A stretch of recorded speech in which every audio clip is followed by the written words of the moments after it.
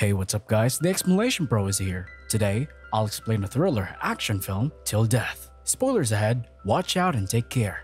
The movie begins one rainy evening as a woman reminisces in her car. Driving through the somehow quiet city, the scenes of the night flashes through her clouded eyes. She can hear the words of her lover, desperate for one last meeting. A request she coldly replied with the fact that she is committed. Emma Webster has her commitment hidden in a car, and tonight, she decides to wear it. Her ring finger no longer empty for a secret meeting. Not even 24 hours have passed, and now Emma goes to meet her husband at work. Walking to his office, his secretary hands her a bouquet of white roses and greets her with a congratulations for their anniversary by the door. She returns the greetings with a thanks and smile and proceeds to the room. Her husband's office shows enough of who he is. Clean and organized. There's nothing much to see there aside from the folder on his desk with "Confidential" written over it in bold. Curious, she opens it. A scream of help, her own voice, rings in her head as she holds one photograph in her fingers. At that instant, a man clothed neatly in shades of gray enters the room, getting her attention with an endearment as mushy as a pumpkin. Mark Webster, her husband, in suit and tie, an attorney at law. Knowing about the file sitting on her husband's desk and why it is there, Emma voices out her reproach.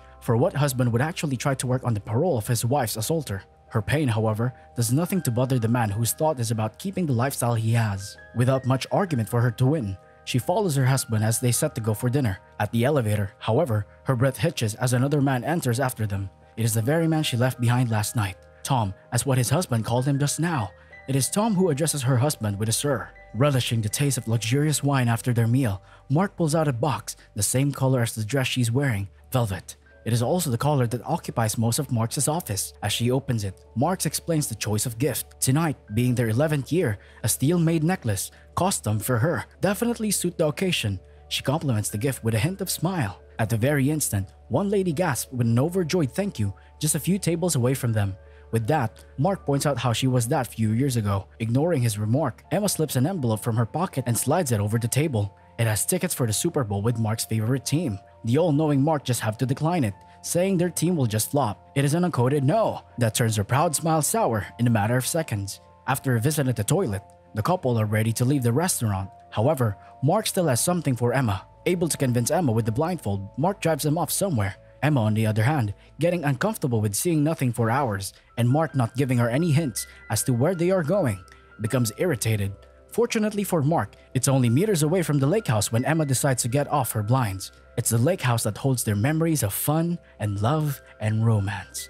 At the lake house, Emma goes around and sees the effort done to put up the surprise. Scented candles are everywhere with rose petals scattered around. A room even has pictures of them hanging. Impressed, she goes upstairs where her husband is waiting, a pair of wine glasses in his hands and speech prepared to capture her heart. And so they dance through the night in the music of their romance. Morning comes and Emma wakes up freezing, and not to mention having the after effects of alcohol. Slowly, she opens her eyes to see Mark already up and dressed. Mark asks her about her sleep, thinking that he does not really expect an answer. She turns to get up instead. Getting up, Emma notices a weight on her wrist. She checks it and sees a chain about a foot long connected to her wrist, another end of it by Mark's wrists. Aghast, she quickly questions Mark. Turning around to look at her, Mark does not bother to answer. Instead, he points a gun on his head when without any further thought aside from saying, "It's time to wake up." Pulls the trigger. Without the time to actually react with her husband's action, Emma can only gasp as the man falls on her lap. Cuffed with her husband, or rather her husband's corpse, Emma wants nothing more than to get rid of the chain and get out of the place.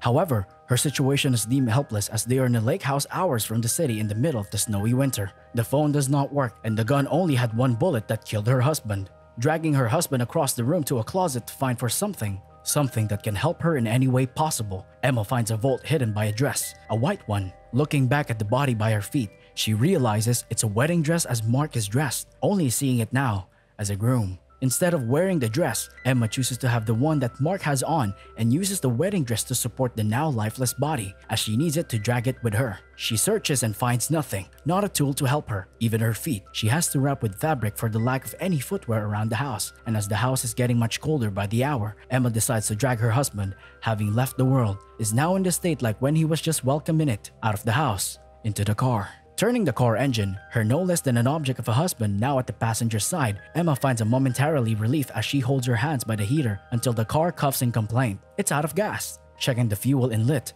She finds a cut hose waving at her in mockery. Her spells of displeasure cut into a gasp as suddenly she hears Mark's voice. By impulse, she looks at his side before realizing that the foul music is from the car speakers. Foul indeed, as each word explains his arrogance, vengeance, and contempt. With no escape offered by the car, Emma gets back into the house. Moments later, Emma finds herself lying on the floor next to her husband, exhaustion filling her in as she has been dragging the body up and down a couple of stairs around the house. For a couple of times, add to it the number of times she has bellowed streams of unforgiving words. However, not one to just lie down and wait for her fate, she stands up again. This time, Emma stands before an exhibit of her photos, all hanging from a line. There are pictures of her battered self, black eyes, slashed nose, chapped lips, and scratches all over her face. Some are pictures of crime scenes marked by evidence. However, one picture stands out that brings Emma the imagery of a man closing up on her with a knife that did not fail to stab. Willing herself strong, she looks away from the picture and instead drags the body with her to a digital record player with the words, "Play me,"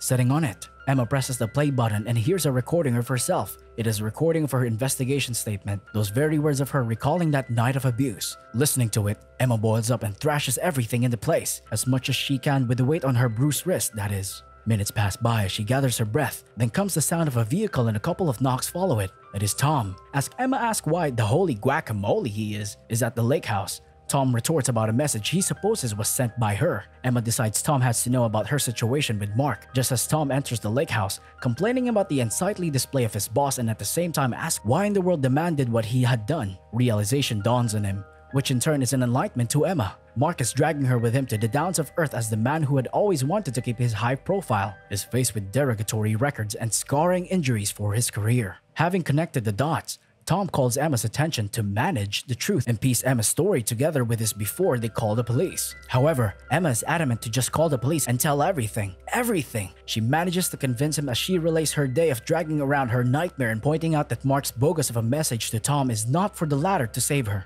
Realizing his phone is left for charging in his car, Tom turns to get it. However, as soon as he steps out, he notices a car a few meters away from the road. He recognizes it as the one on his tail before he gets to the lake house. He asks Emma about it. She does not recognize it. Having an air of suspicion on the vehicle, Tom decides to handle the guy who in just a few minutes approaches the house. The guy introduces himself as the plumber contacted by Mark the day before.